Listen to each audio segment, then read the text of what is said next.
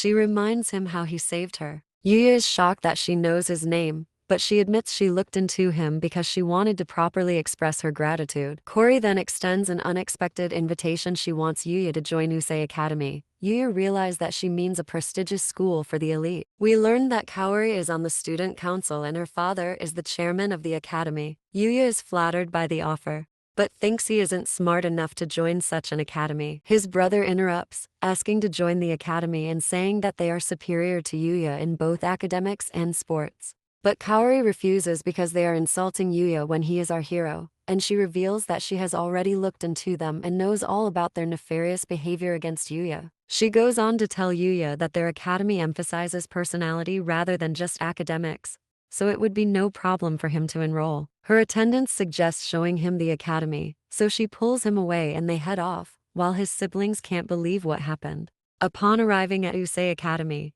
Yuya is immediately awed by its grandeur. The institution exudes an air of prestige, with its state-of-the-art facilities and distinguished faculty. He meets with the chairman Sakasa, who thanks him for saving his daughter. Yuya says it wasn't a big deal, but Kaori says he was the only one that helped her. Sakasa invites him to join the school, even offering to pay his tuition as thanks for helping his daughter. But Yuya is hesitant, thinking he won't fit in because only geniuses are normally accepted.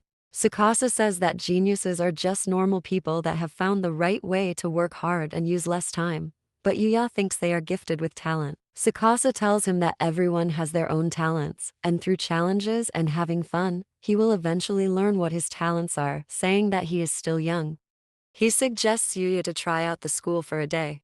A teacher named Sawada enters, and Sakasa introduces her as a renowned scientist, but her classes are popular and easy to understand. Yuya prepares for his first class and worries. He isn't over his head, but he thinks that things couldn't be worse than it is at his school. When he gets called in and he introduces himself, but all the students appear stunned, he worries about what they think of him, but they are all actually stunned by how handsome he looks. He takes a seat at the back and he shares a book with the girl next to him, but she is a bit cold toward him and he worries that she already hates him. Kaori wonders if Yulia will fit in his class, and as the class goes on he actually finds the class pretty normal except the students are much more active and engaged. During their break, a bunch students try to get to know him, asking questions like if he is an idol and if he has a girlfriend. A student named Rio stops them from harassing him, and he takes Yuya to the cafeteria to get some lunch. Yuya is amazed seeing the menu and it's all free, so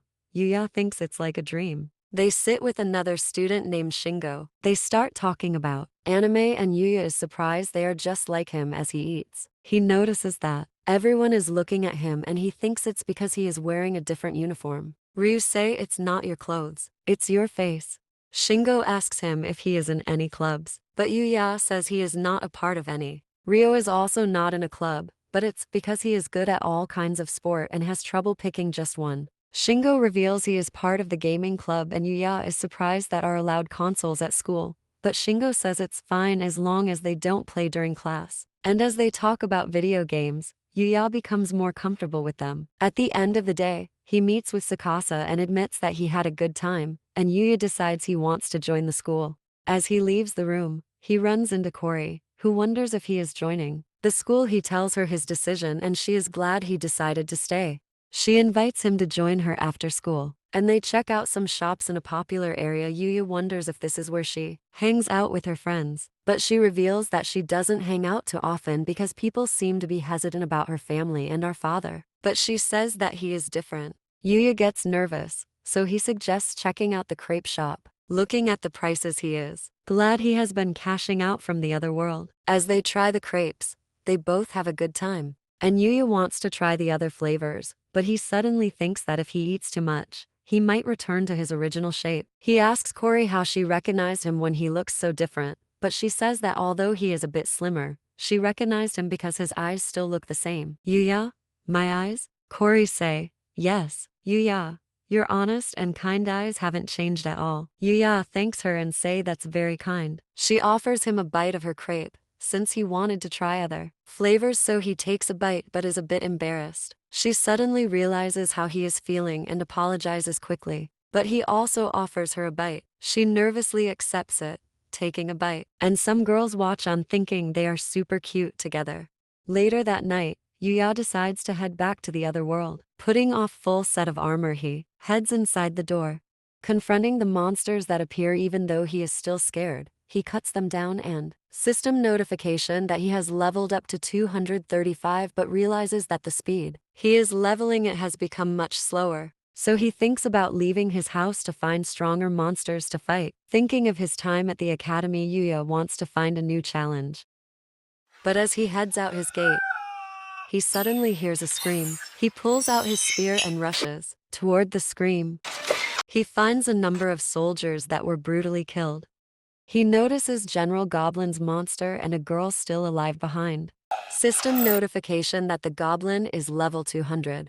Yuya can tell the goblin is very dangerous, but for saving a girl behind it, he throws his spear at it, but the goblin deflects. However, in that moment, Yuya comes crashing down with his foot and the goblin is defeated. He turns toward the girl, but she calls out to him because there is another goblin behind him. He gets blown away, and he can tell that the goblin is both stronger and faster than him. But Yuya doesn't give up. Thinking he has other strengths, he uses his spear to vault over the goblin, and he switches to his bow, launching a barrage of arrows. He then switches again to his sword and splits the goblin in half. He checks up on the girl, wondering about the other humans in this world, but she ends up fainting.